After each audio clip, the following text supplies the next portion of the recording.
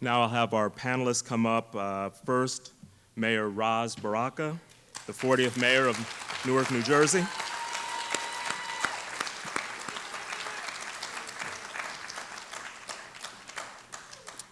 Next is Raj Jayadev. Yes, Raz is the founder of AC Justice Project and will tell us more about it. Next panelist is Marc Lamont Hill, who was just featured.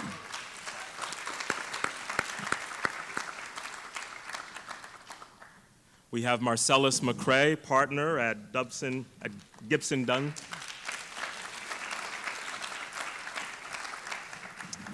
And last on our panel is Lisa Thurau, founder of Strategies for Youth.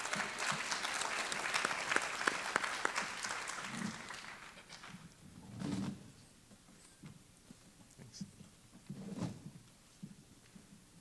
So I want to start by sharing with you all a op-ed that was in the Washington Post this past Sunday by a friend of mine, Raha Georgiani.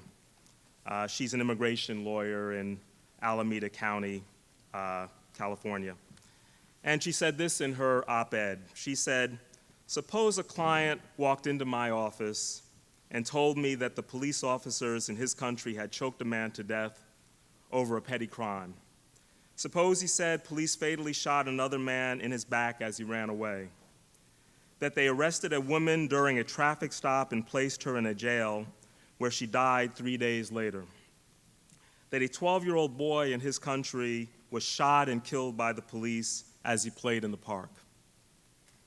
Suppose he told me that all of these victims were from the same ethnic community, a community whose members fear being harmed, tortured, and killed by police officers every day, and that this is true in cities and towns across his nation.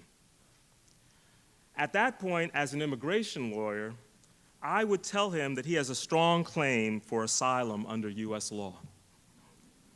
So the title of her article is "African Americans Would Qualify for Asylum Here." So we are in this moment, this spotlight that's upon us as a country in this 365 days since Mike Brown's death. And my opening question for the panelists is this just a moment that we're passing through, or is this an opportunity for movement building? And if it's a moment for movement building, what are the barriers that we face to that? And what are the opportunities to seize upon? And I'll start with Mayor Baraka and go from right to left. There we go. Well, I mean, to me, it's obvious that, this is not a moment in time. So whether you start talking about lynchings, immediately in this country, right after the peculiar institution of slavery ended in America, lynchings became the #1 mode of terrorizing African Americans back into slavery. And that happened for hundreds of years. After that, whether you're talking about the Klan and Emmett Till and everything that happened in the South during civil rights struggle against the fight against Jim Crow to present day, the kind of extra legal lynchings or murders that we see handed out by police officers and other elements in this society. So this is have been an ongoing struggle in this country. America's had a struggle with race, with us as being human beings. 1857, Dred Scott talked about, us having rights that they're bound to respect. That we're still fighting for. That's why Black Lives Matter is important, because we're still arguing our humanity in this century, decades and decades later. So that is important. What's also important is this is not a time for a movement. I think that saying that kind of disconnects the folks now from a historical struggle that's been taking place for a very long time in this country. And I think that is the reason why we have so much problems, or so many problems in the struggle, present day struggle, is because people believe that they began the struggle yesterday, right? Or that they believe that, and so they're fighting with each other about who's the most radical, who's the most revolutionary, like there was no Du Bois or no Douglass, no Ida Wells, who was fighting against lynchings by herself almost. I mean, so all of these things, you're a part of a larger kind of movement and struggle. And so the greatest thing about following people's steps is that you get to look at their missteps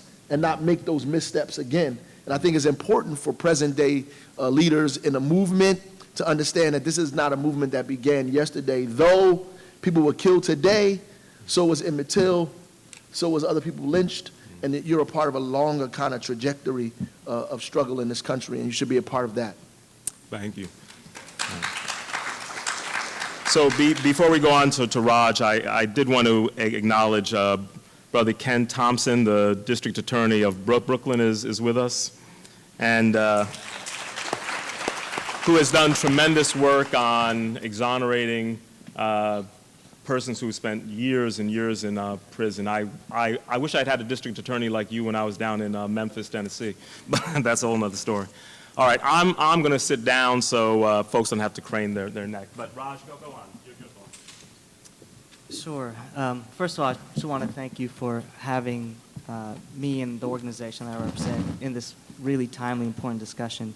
I was sort of struck by the terms in the introduction of community justice. And to me, the question is what arrives us at that experience, not sort of it is an abstract or as a theory, but what would make it an actual lived experience in people's lives. And I think it is a question of movement rather than sort of just looking at this as a static moment. Because I think the way to use the barometer between is this a flash moment or is this a movement building opportunity is do the people that you saw on the screen see it as a long entrenched sustained struggle?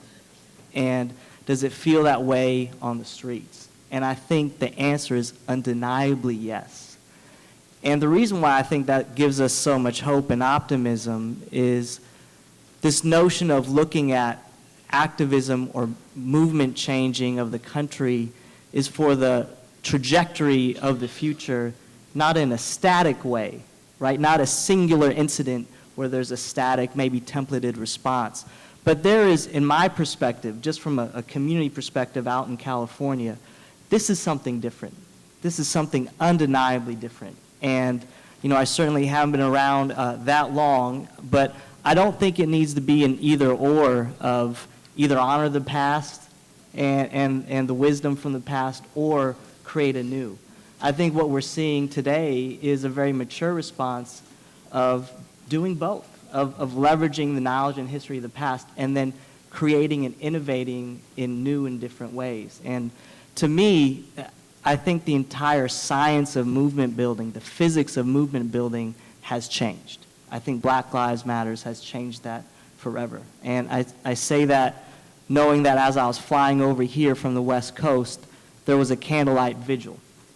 And the reason why it felt different wasn't partly because of the size of that vigil, of a gentleman that was killed by the San Jose Police Department.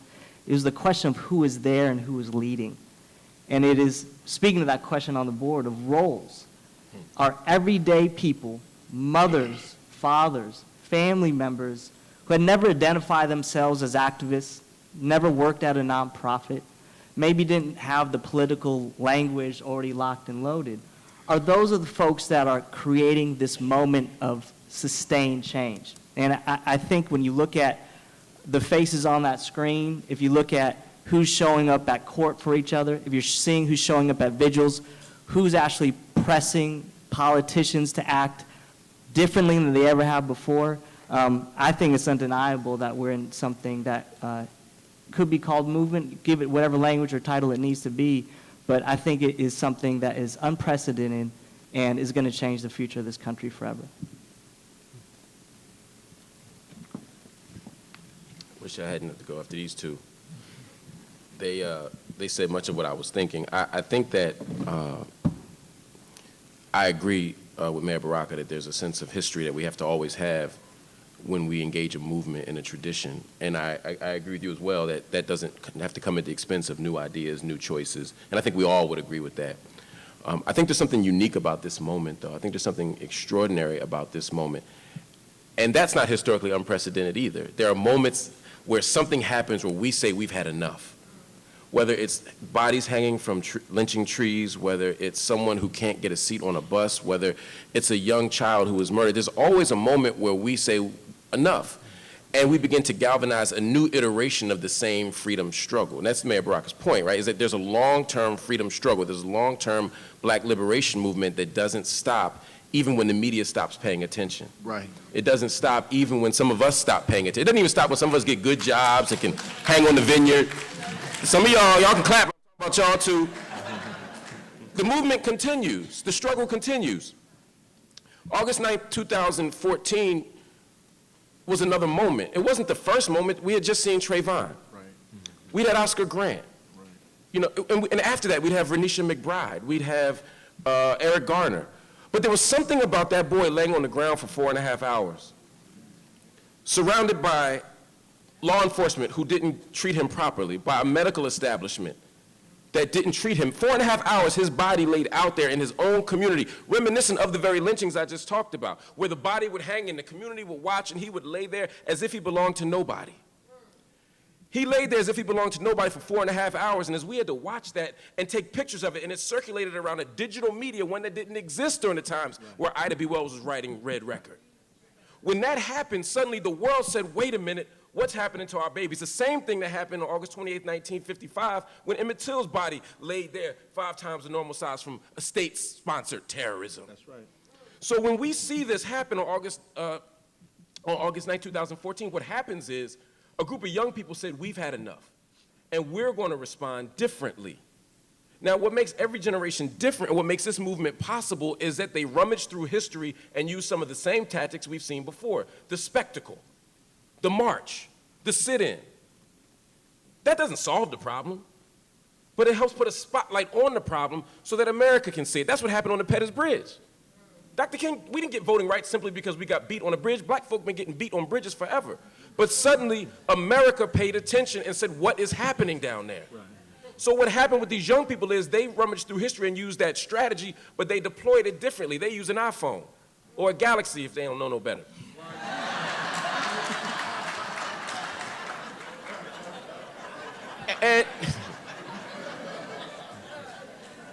And they distributed those images differently. But they also demonstrated an ethic of risk and courage that has always marked our freedom struggle. Every moment we've had, every movement we've had has been marked by an ethic of risk and courage. Beaty, we were out there with What's at Stake doing interviews with young folk. And we sat there with the Lost Voices who sat out there. We got out there in August, we went back in November. They never left.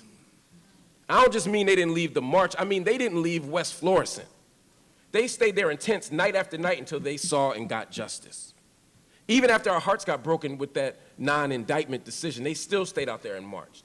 And then they grew the movement. They said, you know, we're not going to just exhaust it at the level of Ferguson or at the level of Mike Brown's body, although that's important. We're going to look around the country and talk about this. Movements were birthed. From the Lost Voices, we saw the Dream Defenders expand. We saw the Black Lives Matter movement really birth and nurture and grow itself. We saw folk like DeRay and Netta come up and really become critical, powerful voices, courageous voices outside the independent media. We saw a bunch of stuff happen that says that this movement can sustain itself. Now, I think the challenge moving forward is something different. We have to figure out what are we going to do now that we're at the crossroads. Because it's one thing to yell, there ain't nobody listening, but when people listen, we got to have answers. Right. One of the great myths of this movement is that we didn't have policy demands. No, they had policy demands. They did. The question is, what do we do to make them actionable now? The question is, how do we move it forward now? 50 mayors are going to get elected this year in major cities. You can't be mayor without having a position on body armor, a position on body cameras, a position on who your police chief's going to be. You can't run without that. It's a non-starter. I'm going to pass this thing. I don't want to keep talking. But it's a non-starter. We changed the conversation. But now, what kind of conversation do we want to have? What conversation do we want to continue? And lastly, how are we going to treat each other? Because I tell you something, and I'm not talking about the black on black myth now, black on black crime myth now, although we need to deal with black on black violence too. Again, we never stop doing that. But I'm talking about something different. I'm talking about inside the movement. Right. How are we going to affirm each other? How are we going to love each other? How are we going to protect each other? How are we going to control our own egos? How are we going to control our own patriarchy? Part of what made this movement work is that sisters were leading it and not men. And when times get hard, will we turn on each other or will we turn to each other? I think we're at a critical moment right now where we're going to find out what we're made of. And when we make a mistake, we can correct ourselves, but we have to do it in the spirit of love, what I would call revolutionary love, what all our ancestors would call revolutionary love.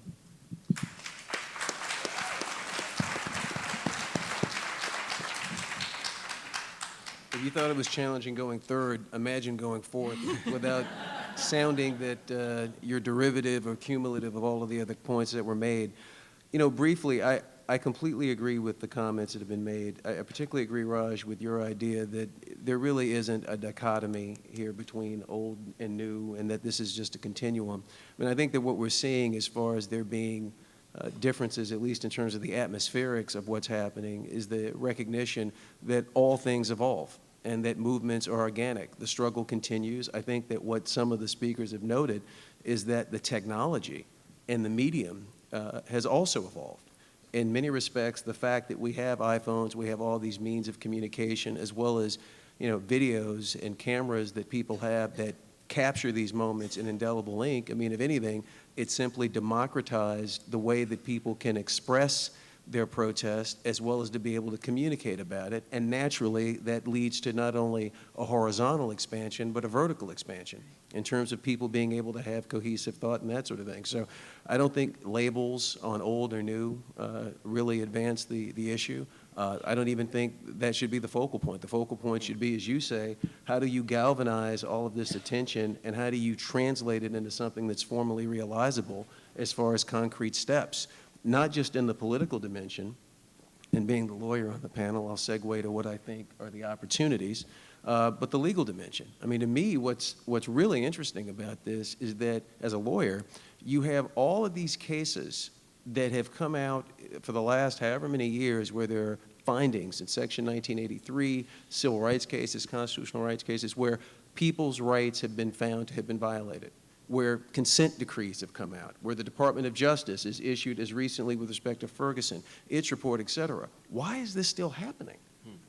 I mean, if we have a Constitution, we have case precedent that says what people can and cannot do. People, in some instances, pay huge amounts of money in order to resolve these cases. There's a legal precedent, there's an economic incentive to reform, and yet it still happens.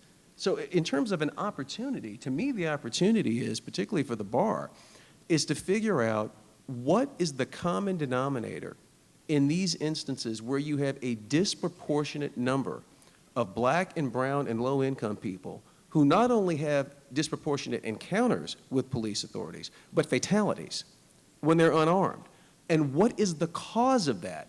And can you sort of work backwards if you were trying to remediate that situation and say that the absence of best practices and the absence of things that these departments know that they shouldn't be doing is so egregious and so likely to result in a deprivation of constitutional rights that the absence of those things is itself illegal and unconstitutional and creates a basis for people to bring legal action so that we can see the specter of social impact legislation and litigation like we did with education, for example, and in every other dimension in our society in the 1960s and 70s when litigation was used as a means to empower and to obtain equal inclusion in the talent pool for people that were disenfranchised when the legislature wouldn't do anything and when the society at large wouldn't do anything. So I think one of the immense opportunities that we have is to coordinate with people that are in the movement, definitely exchange all of these ideas, but for the lawyers to be able to figure out, are there areas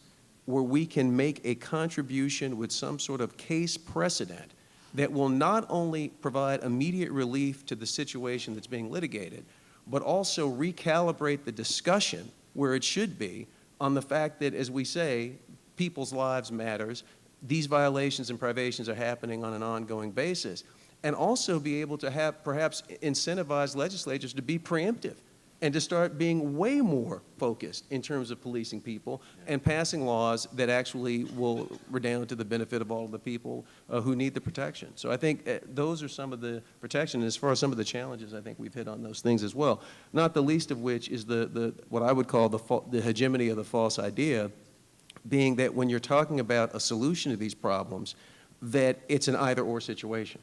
That if we can't fix everything, let's do nothing. that if you're not working on my topic, then I'm not focused on your topic. It goes to your excellent point about how are we going to treat each other. Because to me, one of the main problems that I see is that people that come out and they're trying to be progressive, you have all these people that want to sort of claim that they're the most progressive, and if you're not doing what they're doing, there's a dilutive impact of sort of drowning out that voice to the larger community. And so this notion about respect for ideas and working together is also extremely critical.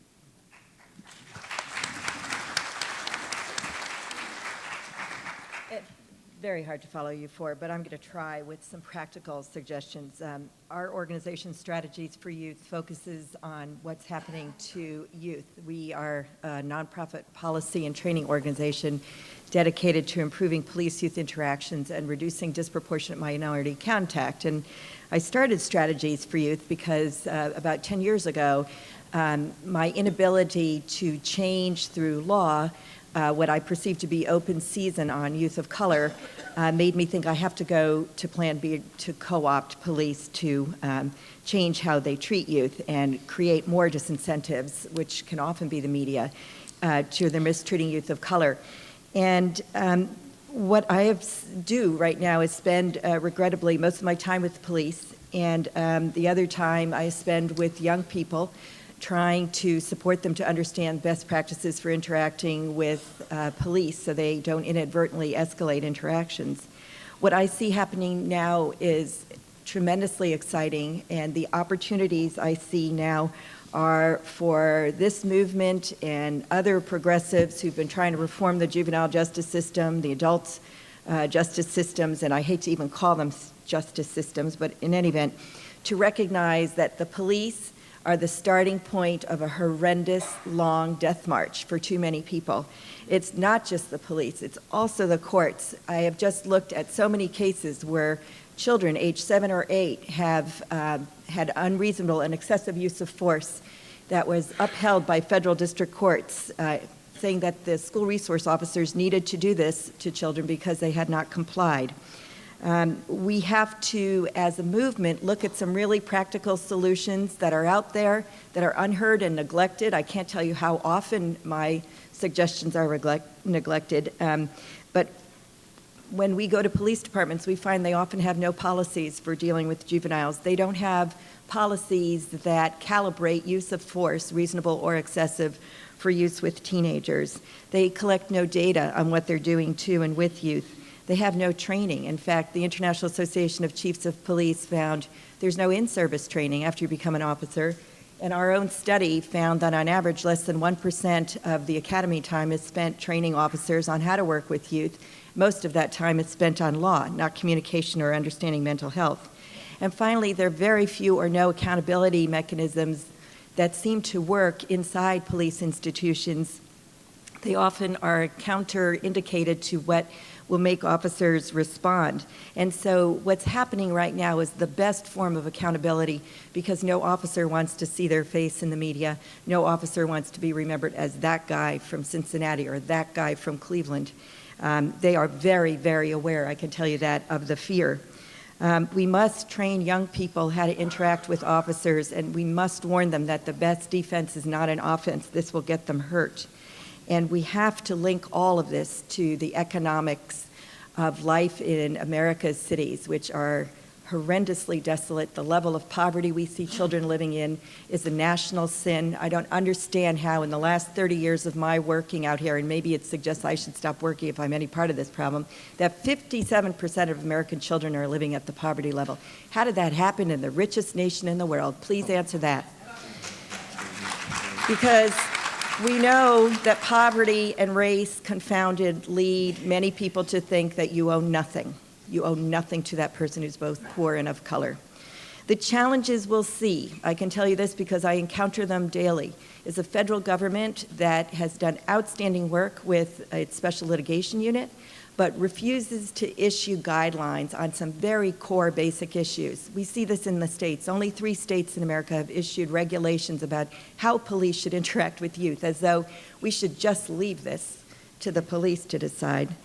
The other challenge I hear is that, I hear this all the time from police chiefs, well, that would never happen here, Ferguson would never happen here, and that's just plain wrong, and we have to tell them that. We also have to challenge both the reality and the falsehood that there's no money, because sure enough, there's money to play those games like basketball and football, which frankly involve balls and therefore are meaningless in the scheme of things. Why aren't we shifting, I'm sorry if anyone likes those games, but we need to shift that to places that need it. It's disturbing to me to go to so many cities where there's a huge stadium surrounded by abject poverty.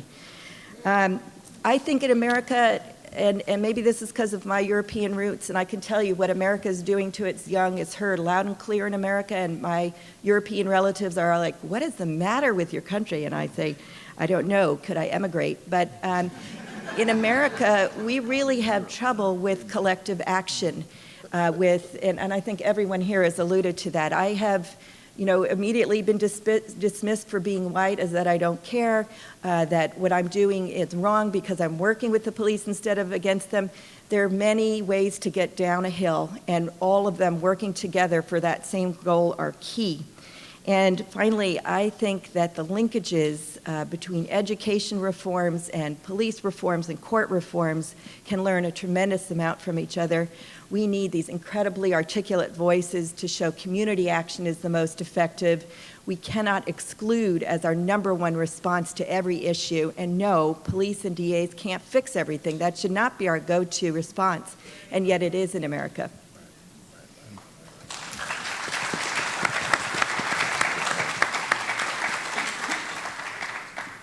That was great. I want to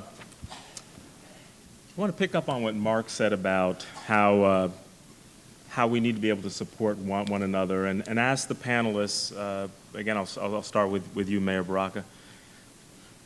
Given the work that you do as a mayor in a city and having to balance the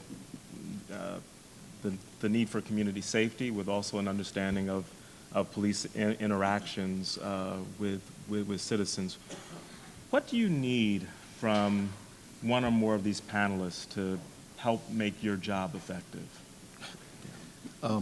First I want to go back to, and I am in a different position than everybody else up here, but I want to go back to something that I said that I think needs some clarity, because I think it's at the crux of what the problems that we're dealing with. Even if you start talking about in terms of litigation, right? So new cases are based on old cases, and you build upon the old case. And I think what's happening and it's not about old versus new, is when you don't recognize the context, you cannot build on something that already happened, and you begin to start all over again, which becomes a problem for everybody involved. And you cannot start all over again because there's people who laid the foundation. Regardless if it's about your ego and disrespect, it's about just sheer strategy that becomes important. Because look, we've had civil rights cases for decades, fought in Hamilton, Houston, we talked about it, #1, desegregation in America. Most of black kids in America still go to predominantly African-American schools. The most telling thing was that the school, Frederick Douglass Academy, that went off in Baltimore, was the school that Thurgood Marshall graduated from, and is still predominantly segregated by race and class today. Wow. Some many years after the eminent Brown versus Board of Education case, right, the preeminent case. So that says that today we have to do something like that, but a little different, right? And so we have to learn from what our ancestors done and begin to build upon that. We have to. There is no way to get around it, or we'll be starting from zero once again. So the problem itself is not the police. Let me just say that, right? We've been having this. The problem is white supremacy and poverty, or this kind of economic disenfranchisement in America. That is the problem. So, we need people to focus on making sure the police are reformed, the police institutions are reformed. We need somebody to focus on making the court system reformed, the educational institutions reformed. All of the institutions in America needs reform, because at the base of it is economic exploitation and white supremacy. That's just the key, right? So we could be focusing on those things until we blue in the face and come up with programmatic things, practical solutions. But if we never attack what creates this problem, we'll always be suppressing it without kind of uprooting it. And that's really what revolution is about, uprooting the causes of these problems. And as a mayor, we need to understand that we need people in every aspect of this movement. Right. And when we don't understand, and I think that's what he was saying, in every aspect of the movement. So if we have a bus and we're trying to get the bus from point A to point B, there's several ways to move this bus from point A to point B. You need gas, you need the engine to work, you need a driver, and you need some passengers on a bus to be able to do what you need them to do when they get there. Everybody can't do all of those things, right? And so what happens where we are is that the passengers on a bus get angry at the driver. The driver is mad at the guy who's fixing the engine because he's saying you're not driving the bus, but the bus can't go nowhere unless the guy's fixing the engine. Then the guy that's putting the gas in the bus is devalued because all he's doing is putting gas in the bus. He ain't on the bus, and he ain't going to go there with us in the end, right? So who is this guy putting gas in the bus in the first place? But we need him to do that in order for the bus to go. And for us, we have to be strategic, and we fail to do that. All of the positions that we have to value those positions, understand their relationship to one another, and we devalue them because we don't understand the relationship they have to one another. We don't understand the importance of a driver, of the passengers, of the person putting the gas on the bus, of the guy fixing the engine. We don't understand that, and we don't have an analysis of the movement. We don't have an analysis of the vehicle that's going to move us from one place to the next, and we don't have analysis of our role in that movement, right? So if a person is doing what they're doing, like the Black Lives Matter stuff, is extremely important to where we move in this country today. But it's also important to have elected officials who understand that too. And it's also important to have people economically that's supporting what it is that we need to get done. Else we all gonna be sitting around here begging to get things accomplished that we can't get accomplished because we can't raise the money to get the things done we needed to get done, right? And we can't devalue the person whose job it is to just go out and get the money necessary for us to do what it is that we have to do, right? That person is equally important, and we need to protect him just as much as we protect the guy in the front of the mic that's talking all of the time, right? Right. Raj, what do you need? I was trying to think of the bus analogy and where I sit. I'll just try to get a ticket. That'll be my main goal. But let me bring up, I suppose, I'd be kicking myself if I flew across the country and didn't bring this up, which is in a group like this, and I mean everybody here, not just people at the panel, this in itself is a rare opportunity to expand and advance the conversation in a way that I usually don't get access to. And I've been, a supporter of the bus and try to play whatever role I can in our little organization. There's organizations like ours in every city, small CBOs that work with families and youth. And we saw a lot of the same things that Lisa talked about, and that's why I was glad she brought up the point, in that there is a new energy around the racism and the systems that allow for police violence.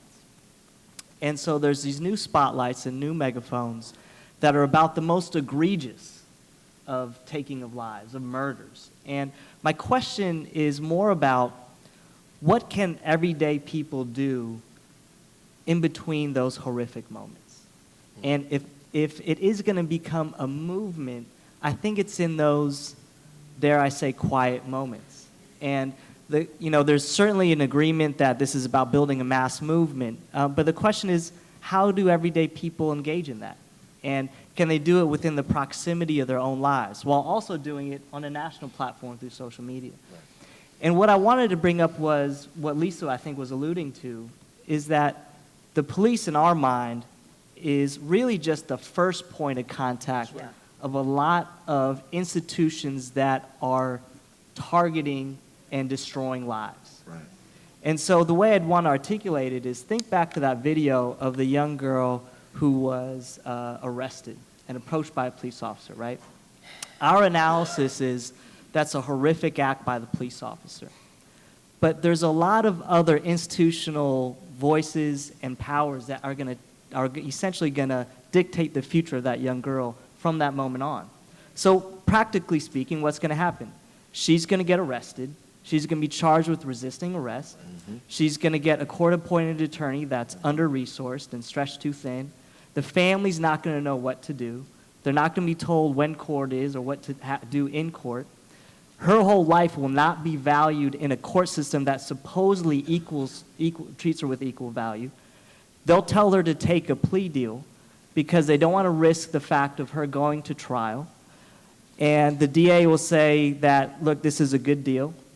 And she'll take a deal, and she'll be straddled with a criminal offense that will color the rest of her life. That's what you saw in that video.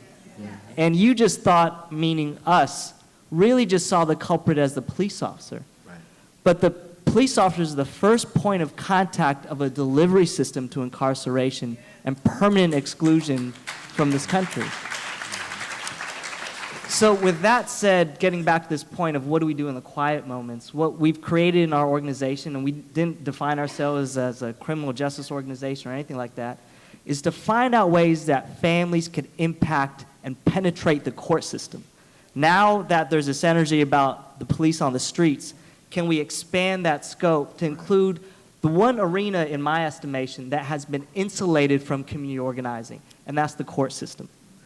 And you talk about expanding roles, it's about expanding the sense of agency of arguably the only people that can transform the courts, because the lawyers have been given their shot, right? The judges have been given their shot. And clearly it's still broken. But what if we saw the court system, the criminal justice system in its entirety, the arena not just of those that have passed the bar, but the people that have been victimized by it? And maybe that energy, that organizing IQ that is transforming the streets could actually change the court system so that young woman, when she has that point of contact, not only is going to get some justice by getting that officer removed, but she's going to be able to go into the court system with her family, who is going to make sure that she gets justice in the system that otherwise would be chewing her up and spitting her out. And the one evidence I want to give on this, just because some people may not think it's real when we, particularly, and I know the lawyers sometimes get their hair raised on the back of their neck when I talk this way. You don't even have any. I think we good. We good? Okay. You shocked it right off me. Okay. We were doing this in San Jose, in Lexington, Kentucky, in Birmingham, Alabama, and some communities in Pennsylvania. And it's just families that say, I want to do more. It's families that want to say, I want to do more, not just only when the police kill. And it's about them standing up for their loved ones in a system that has isolated themselves from their own communities while they're extracting young people from the communities. And we call it participatory defense. And so now we've changed the balance of equation in the courts by having everyday people then become the agents of change to change the systems of the court rather than just passive observers. And it's something that anyone could do if you walk by any courtroom during the week at 9 o'clock in the morning and look at that line. Those aren't folks that need necessarily be the victims of mass incarceration. Those can be the agents of change that could forever change mass incarceration. So that's my call of what could happen in the movement. I'm sorry. Thank you. I was given permission by the moderator to ask a question because I am really intrigued by this. I'm kind of curious. What exactly do these people do in the courtrooms? And here's why I'm asking the question, because as I understand it, anytime somebody, and I don't disagree with what you're saying about the deck being stacked and so forth, but anytime somebody comes into a courtroom, they're facing criminal prosecution, their families can come in and address the court as well as the individuals themselves. In fact, I'm a former federal prosecutor. In most cases where there's a disposition, at least when I was being a federal prosecutor, they would ask the defendant, do you have anything that you want to say to the court? So I'm really curious about this as to what exactly do the people do in this, participatory moment, and what have you seen as the outcome or the difference by the contribution? Sure.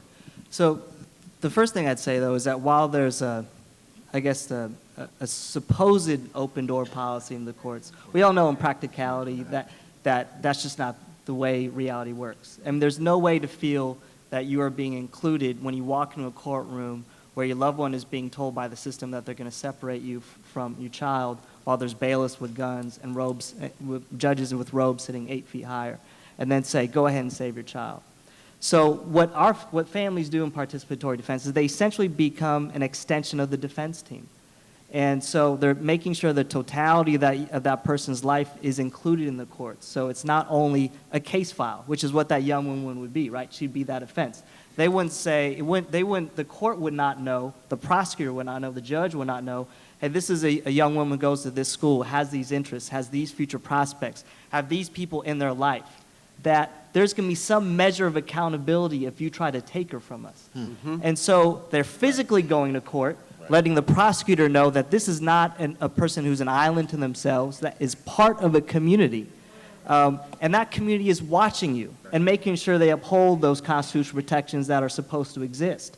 Letting the judge know, who's running for election next year, that the public is concerned and wants to make sure that true justice is served, that this can't go on, sort of in the veil of the court system. But they're also doing one more thing, and I'll let the mic go because it's a longer conversation, is they're meeting weekly as families so the individual mom of that young girl does not feel alone and doesn't feel overwhelmed and pressured and coerced into saying, just take her. And she's being emboldened to say, that same energy I'm getting from going to that march and going to that protest on the street when the police killed somebody, I could bring that energy into the courtroom.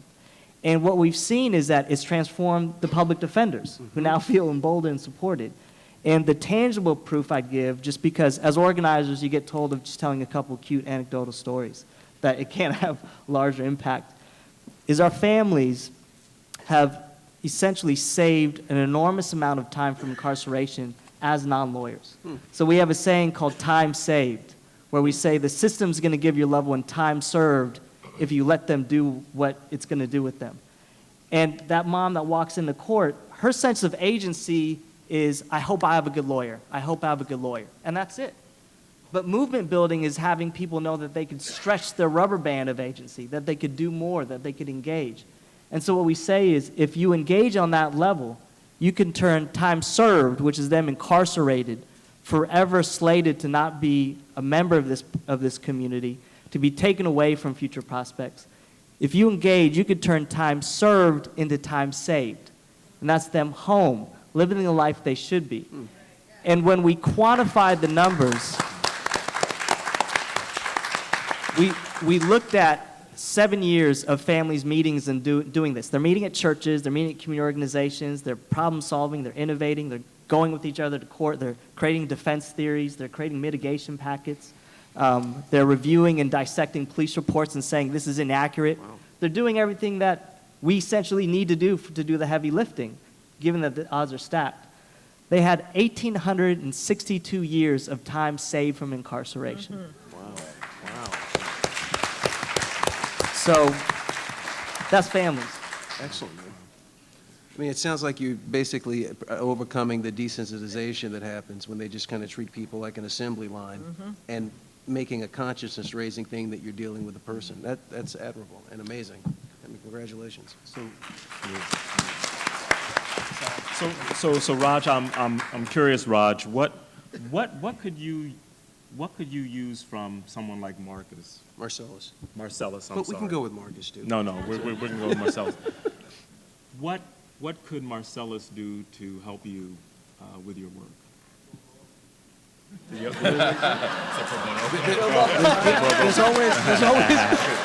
always one guy. No, that's good. There's always one guy. That's good. I appreciate it. I mean, well, the role is creating a partnership, and not to get lost in the weeds of, well, no, to get lost. Let's talk about movement building. The fundamental issue for us that has limited the ability to really transform the court system for us is this notion that justice is a service rather than something you can engage in. So what that means is the mom in the young girl, the most that she has to do in a legal clinic is get the right service. But that doesn't transform her own capacity to know what she can do, her own sense of power, her own sense of agency. But if she could see that herself not as a recipient of service, but the agent of change, that person is forever altered in a movement, forever changed in a movement. It's going to change the way they operate, not just in that single day, but what happens when an officer hurts somebody. Right. What happens when she needs to advocate for a child in school. We have one barometer as organizers. Our barometer isn't necessarily the win. It's not necessarily did you get the cop fired, did you even win an innocence, claim or win at trial. The key barometer for us is the person transformed through the experience and their sense of power? And that can happen at a rally, but it could also happen when they're sitting in a courtroom pew Right. and they're partnered with the attorney. So what I would say the request would be is to see families and communities as partners rather than folks that are just receiving the service of justice. No, Lisa wants to jump in as well. I know we were going to see a film, another short clip, but I don't want to interrupt the flow. We can do that at the end. We can do it at the end. Let's is that good? We keep it going. So, Lisa. The first question is, what can we do to support mayors in your position? And I think it's really important to understand that in the current political legal landscape, police unions are by far the most powerful unions in America today. And mayors have to address that. I don't know if your group is unionized in New Jersey. It is? It is, okay. If you follow what's happening with police unions and arbitrators, it seems like arbitrators exist to reinstate officers. I thought they were going to arbiter something, but it turns out that's wrong. I don't know why I thought that. So it's really important not to put mayors in a win or lose situation, but to understand that the police view communities as full of needs to respond to, that the demands on communities have changed dramatically. All over the country, we hear of parents calling for dial-a-daddy work. My kid's not going to school, my kid's misbehaving, my kid's talking back to me. And the police feel very angry that they're being called into situations where they're using law enforcement responses to what are effectively community-based issues, all of which, in my book, goes back to starting at about 1980, when we started dismantling community services and made 911 the go-to number Right. for all city services. And so, Response time. right, and you have to, I think, go into these concerns about police conduct prepared with data or asking for data on calls for service. Who is using the police and how? And then have agendas for changing that. So in Indianapolis, we proposed, because there the use, I think it's 80% of calls for service have nothing to do with crime. And Cleveland, same thing. And we said, what if we made don't call 911, call 211 for very overburdened parents to get the help they need. And of course there was resistance, as usual. It's maybe because I said it. I don't know, but these really simple fixes exist too, and so you mustn't pressure mayors to make it yes or no, good or bad policing. Every institution, schools, medical, administrative groups all have folks who are toxic to the workings of the entire organization. The mayor can help, if they can, remove those toxicities. But as a community, if you put the mayor in a no-win situation, we'll support you only if you get rid of this chief, you're not helping change things. And I don't know if I'm right in saying this, but I see mayors being put in some really difficult positions because of a failure to recognize that the political factors of the police as unions is enormous. And we also don't want to get rid of the police. They're our #1 social service agency right now. Well, I mean, first, I support unions, so let me say that. Yeah, me too. I was a union rep as an educator for 22 years. Ultimately, what's interesting in police organizations, retired police officers still have a level of impact ideologically, socially, practically, in what's going on in the police department, which helps continue a culture that's difficult to change because you still have that kind of influence in the department today, presently. Yep. Right now, we're in the middle of a civilian complaint review board. that we have on the table that we're building. We have a law on the governor's desk for police officers to live in the communities where they serve. We have, we just purchased, we're about to purchase our body cameras. So all of those things are happening, the AG, the U.S. attorney, all of these people, we have to deal with all of those folks and the police union at the same time and, negotiate a contract. All of this is happening now, right? So organizations in the community are not always aware of what's going on inside City Hall politically, either for them or against them, right? And so it's important that we have some level of relationship, that there's some level of relationship between community organizations, activists, nonprofits, and what's going on with progressive elected officials. And that relationship doesn't exist. It's usually a contentious relationship, right. Relationship based on distrust, relationship based on all kinds of other things, which prevents us from organizing a serious strategy against our real foes who are out there trying to thwart and disrupt what we're trying to do every single day. So the people that don't want the CCRB, that don't want the cameras, that don't want police officers to live in the community for a specific amount of time are out here. All of us presumably want the same thing, but we can't seem to get together in a room and argue or discuss how to be able to move forward. And that's a problem. For me, it's a problem, I'm sure, in different places around the country, that inhibits us from putting together a strategy that helps us deal with the Attorney General, helps us deal with the police unions, help us deal with the rank and file. And what you'll be surprised is that sometimes the rank and file is overwhelmingly opposed to what the union might be saying or doing, the leadership Right. of what the union, because the rank and file does not have the political kind of connections to what the union is talking about and doing. And the union sometimes is being pushed by either retired police officers or this kind of culture of, because when you go to the departments and the higher up, you get to see what that looks like, right? And the people who are in charge, you also see what that looks like. And so those folks are really the ones that are fighting. But that's what I'm us. trying to say. Right. I want folks to understand that the complexity of your position is enormous. And so, It is. yes or no isn't it. There are many shades of gray and challenges that are structural beyond your control often. Well, I think ultimately it's easier if people understood what Right. was happening. Right. Right? If there's, again, some kind of relationship and discussion about where we're going. I don't think it's so complex that collectively we can't defeat it. No. Right? The problem is we're not collective. Right? And we have to find a way, back again to my bus analogy, we have to find a way to begin to discuss with each other how to move forward. But if you believe that what you're doing is the answer to the problem and not a piece of the answer to the problem, then you'll never be able to talk to anybody about getting to the solution where you need to get.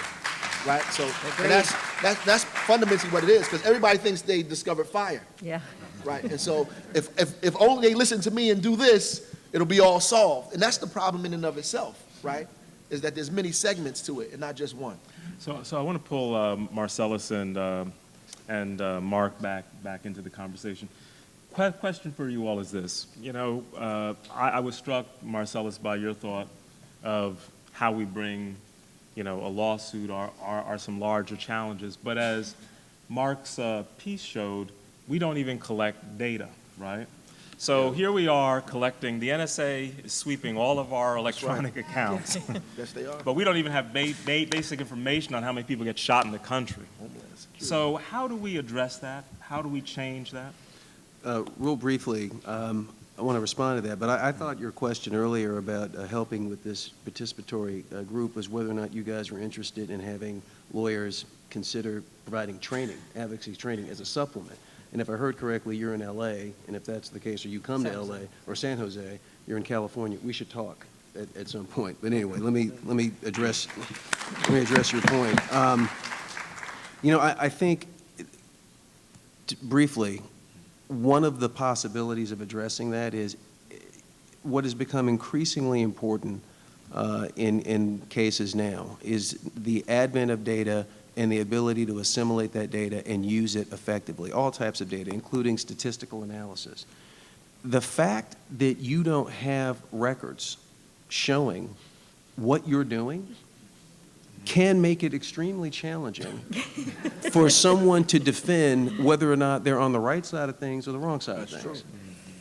And it's those type of common sense principles you need to take inventory of yourself. You need to know yourself. You need to be interconnected and be responsible, because the law is going to hold you accountable for the actions of your agents in any event. You might as well know what they're doing.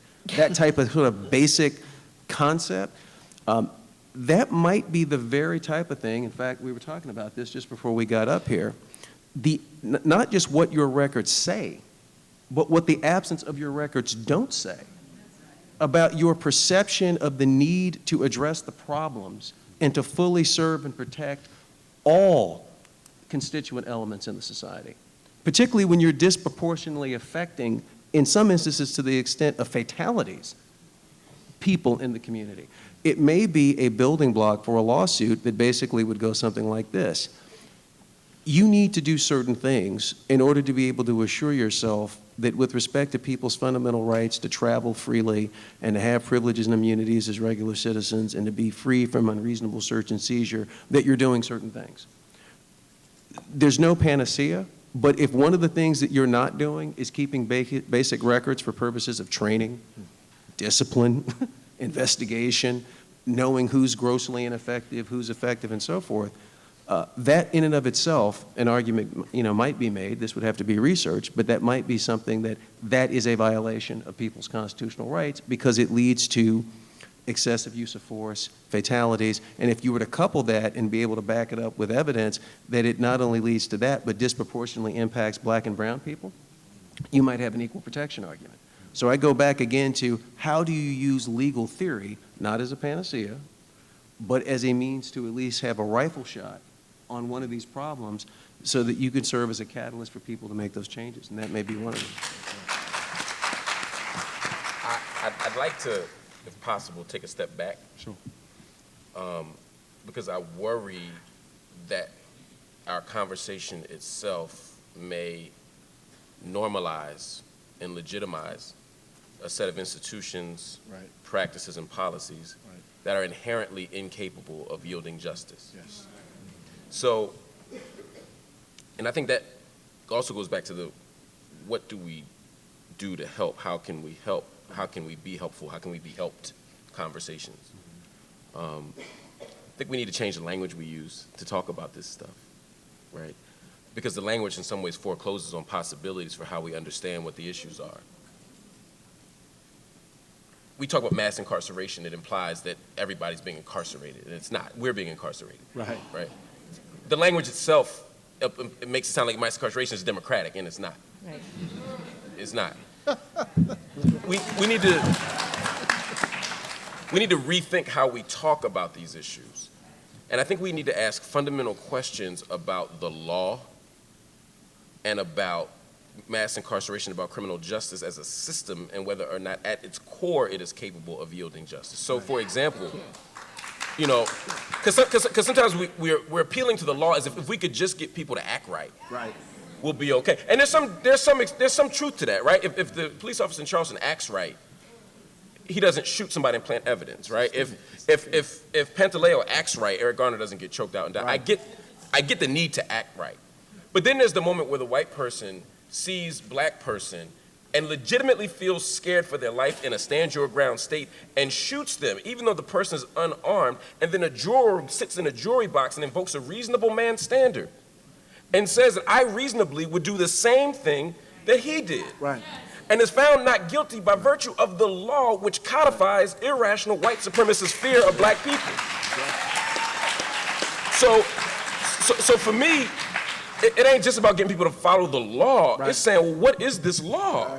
Right. And what do we do with that? Right. I heard a lot of stuff, so I just have, I'll be quick, but there are a few things we need to think about.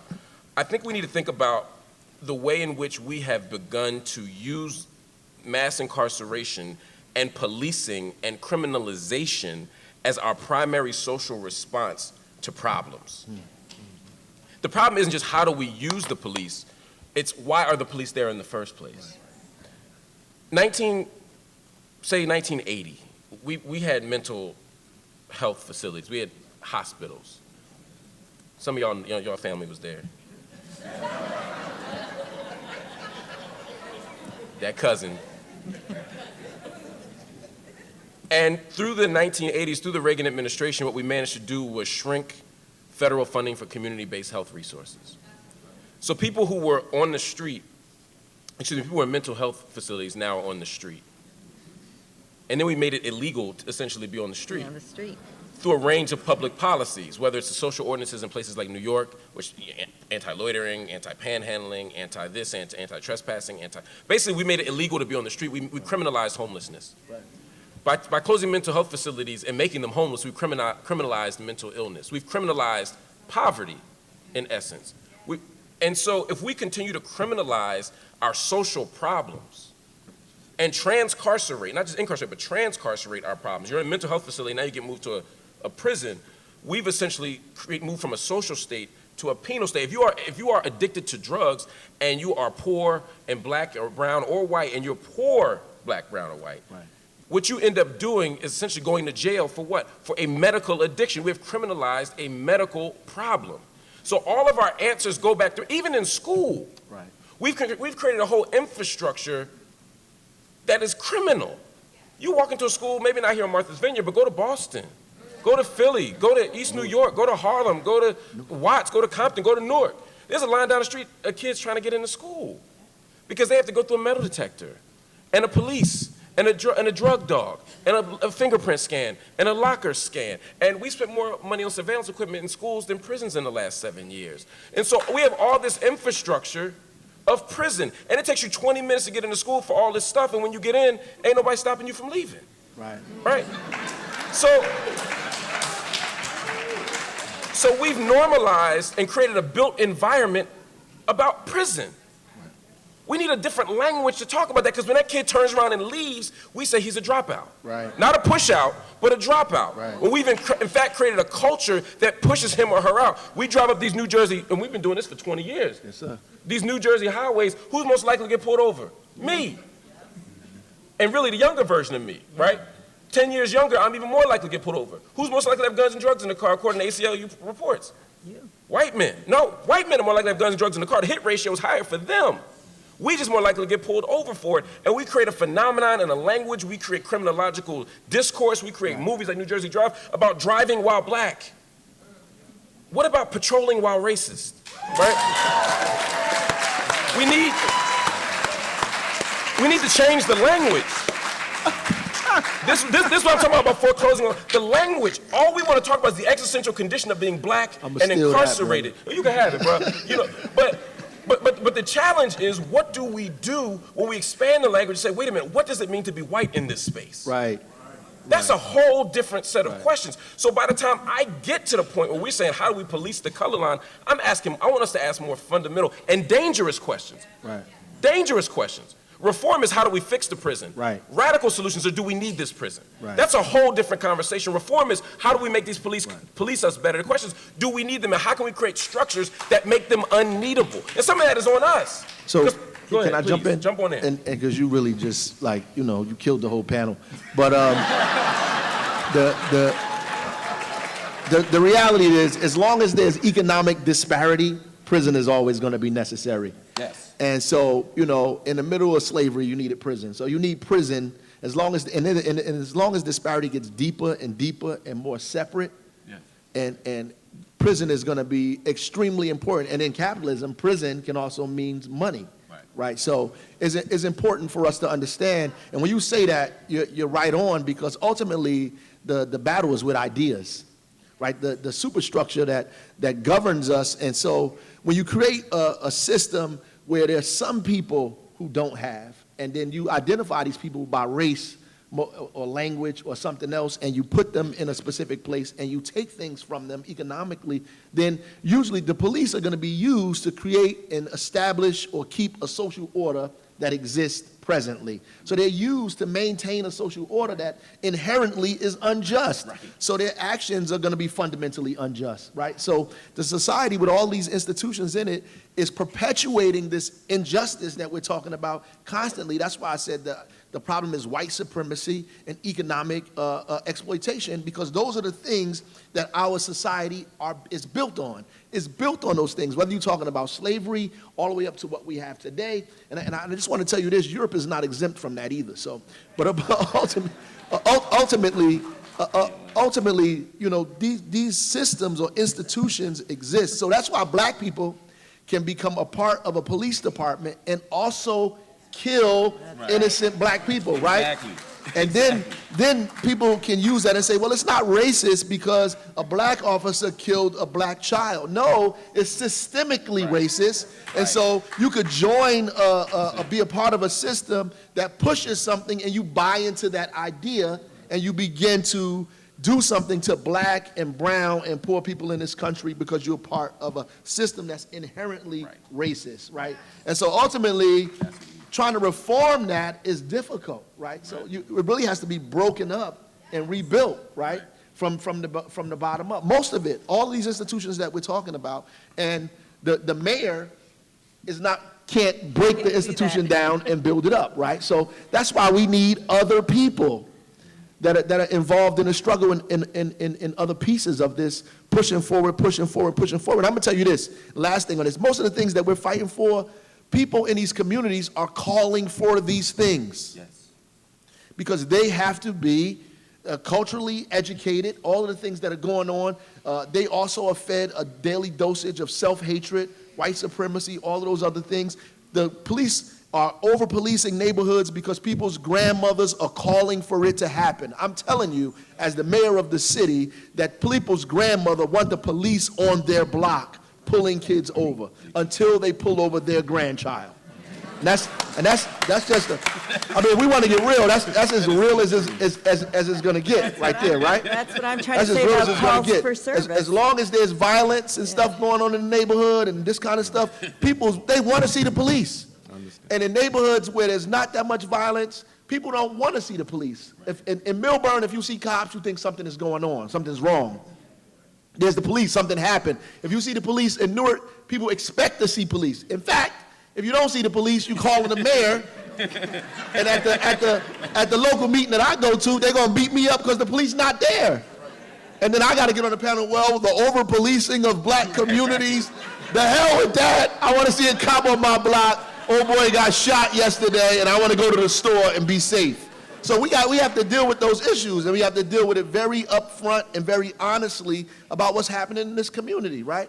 People's mothers want metal detectors in front of those schools. That's right. It's a shame, but they want those metal detectors. Why? Because kids bring guns to school, and they're afraid to send their kids to school, and they want the security, and they want the metal detectors. We know what it's doing to our community. We know it's destroying things, but we have to be honest about how we fix this problem. We have to be honest about how we fix it, right? And it's going to take all of us together to realize how we begin to straighten this whole thing out. Well, you all have warmed up for the next panel to answer all these questions. But before we close, Marcellus, you wanted the last word? No, I was just going to say, go back to your bus point. It kind of underscores you as the mayor can't do it all by yourself. And I think we're all in complete agreement about the need to end racism and to do what we can to address socioeconomic inequalities. But I think it does underscore the complexity of this, because how long have people had that discussion? And we can be talking about ending racism in the society, but the reality is, you know, what do we do in the interim? Because that could be a long, long, long time. And so it does, I think, underscore very well your point, not only about needing everybody on the bus, but needing all the contributions, which may be able to hit certain milestones at different points. Absolutely. Absolutely. Thank you all. Well said.